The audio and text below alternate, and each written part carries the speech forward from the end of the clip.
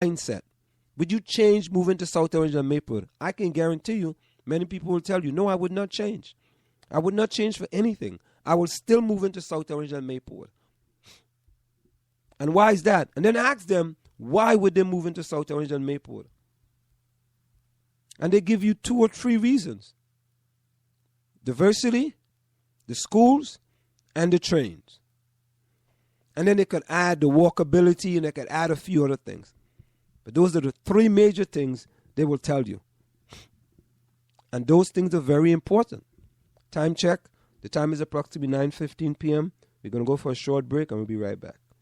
Want to take a cruise but don't have a U.S. visa? No problem. Cruise and Rail Traveler, experts at cruises that do not require U.S. visa. Visit www.cruiseandrail.net or call 868-631-8785. Find us on Facebook or drop us a tweet.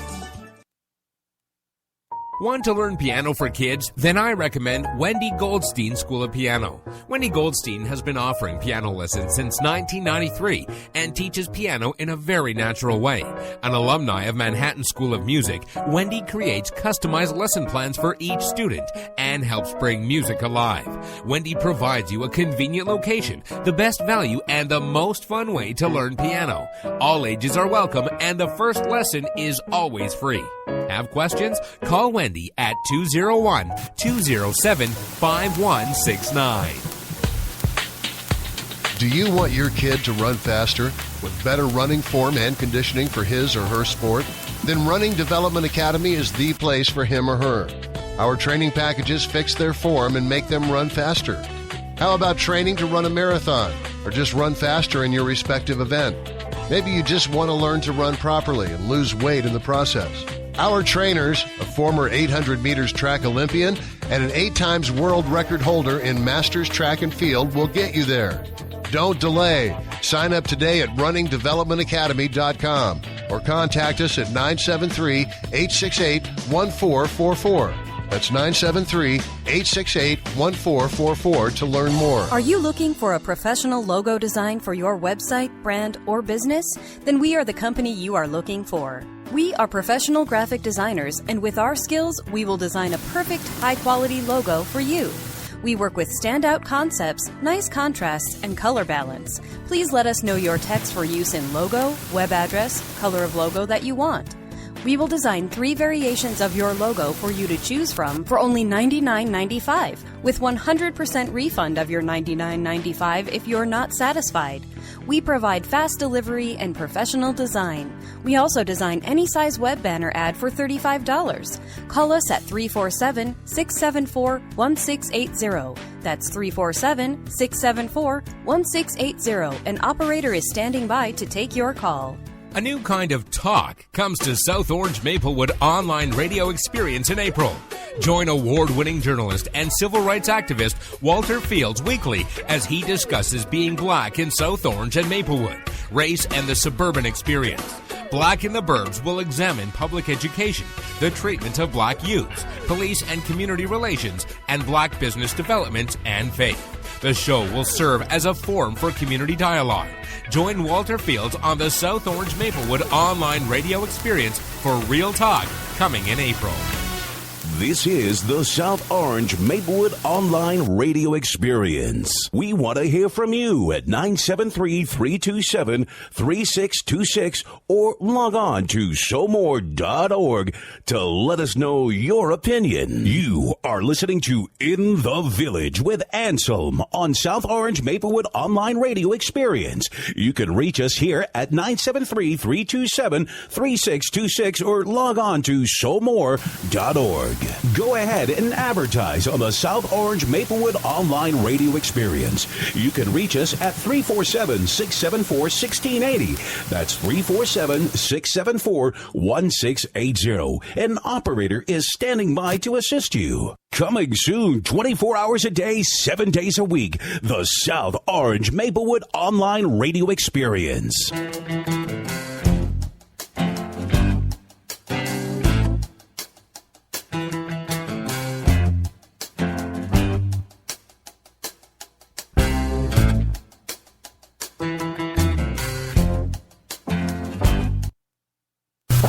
We are back with you. It's in the Village with Anselm on the South Orange Maple Online Radio Experience. Coming to you every Monday through Friday from 8 to 9:30 p.m. That's 8 to 9:30 p.m. You can reach us here at 973-327-3626. That's 973-327-3626. And of course, we are dealing with the article in the Associated Press, Government Education Rife with Inequities. And the other article in NewJersey.com, 6 decades after Brown versus Board of Education, New Jersey schools are still segregated. An opinion in that newspapers by Walter Fields. And let's get back to the article in the Associated Press, Government Education Rife with Inequities. We told you about 5 things that were gleaned from this article. We have access to advanced classes. We have experienced teachers. We have discipline. And next, we're going to talk about seclusion and restraint. Seclusion and restraint is a term used to describe when students are strapped down or physically restrained in school. The data shows students with disabilities represent about 12% of the student population, but about 60% of the students placed in seclusion or involuntary confinements, and 3/4 of students restrained at school. While black students make up of about 1 in 5 students with disabilities, more than 1/3 of the students who are restrained at schools are black. Overall, the data shows that more than 37,000 students were placed in seclusion, and 4 students with disabilities were held in a place by a mechanical restraint. Democrats Tom Harkin, a representative from Iowa, and Representative George Miller, Democrat from California, have unsuccessfully fought for a federal law for years to end the practice. National Association representing school boards and superintendents have said such legislation will reduce the authority of states and districts, but that seclusion and restraint should only be used as a last resort to protect school staff and students. And finally, the last of the 5, it's preschool. The Obama administration views access to preschools as a civil rights issue. It says 40% of school districts offer preschools program. Their numbers don't include private programs or some other types of publicly funded early childhood programs outside of the school system. Obama has sought a preschool for all program with the goal of providing universal preschool to America's 4-year-olds that will use funding from a hike in tobacco tax. So here you have it, an article in the Associated Press just recently, March 22nd, Government Education System Rife with Inequities. And yet, when you are trying to have a discussion about these type of things, people get belligerent, they get almost violent about trying to discuss these items. And we have to put these things on the table. We have to discuss these things. It's important for our communities. It's just as how we had to talk about parental involvement. We had to talk about that because many people may say that until this article came out, that when a parent is not involved, their kid don't get the quality of education. And this article was just recently published on April the 12th, talked about parental involvement is overrated. And I draw the analogy that kids that are going to boarding school, their parents are not involved. Unless the parent is going to come live with the kid, they're not involved.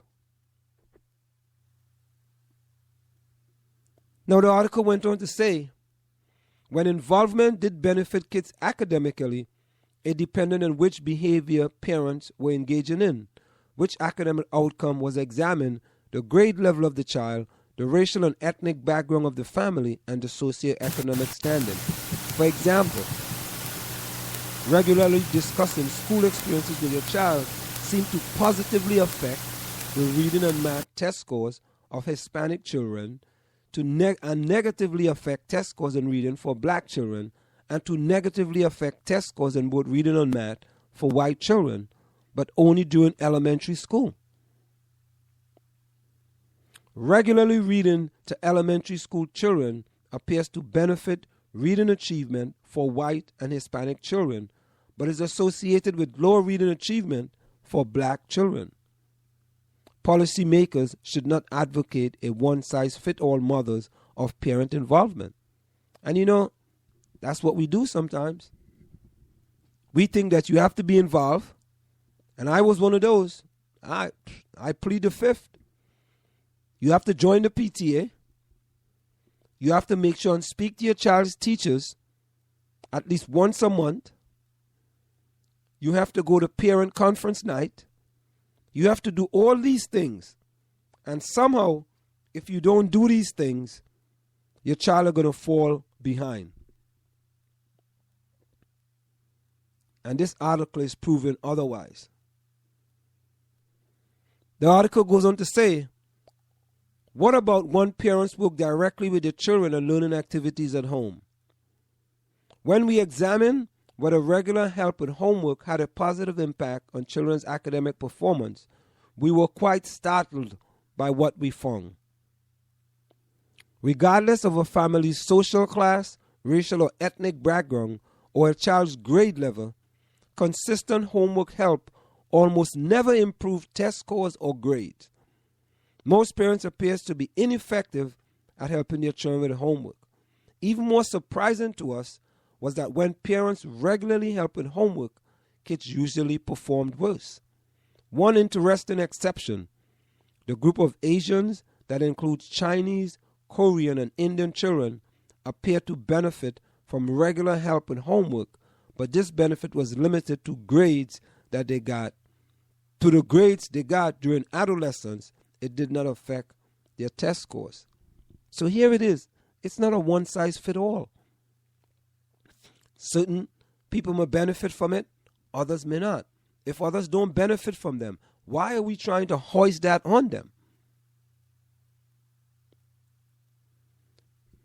It goes on to say, our findings also suggest that the idea that parental involvement will address one of the most salient and intractable issues in education, racial and ethnic achievement gap, is not supported by the evidence.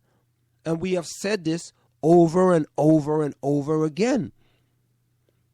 The idea that parental involvement will address one of the most salient and intractable issues in education, racial and ethnic achievement gap, is not supported by the evidence. This is because our analysis shows that most parental behavior have no benefit on academic performance. While there are some forms of parental involvement that do appear to have a positive impact on children academically, we find at least as many instances in which more frequent involvement is related to lower academic performance. As it turned out, the list of what generally works is short. Expecting your child to go to college, discussing activities children engage in at school despite the complications we mentioned above, and requesting a particular teacher for your child. Do our findings suggest that parents are not important for children's academic success? Our answer is no. We believe that parents are critical for how well children perform in school, just not in the conventional ways that our society have been promoting. The essential ingredients is for parents to communicate the value of schooling, a message that parents should be sending early in their child's lives that needs to be reinforced over time, but this message does not need to be communicated through conventional behavior like attending PTA meetings or checking in with teachers. I just said it. I just said it. Because that's what I did. And I think that was the right thing to do.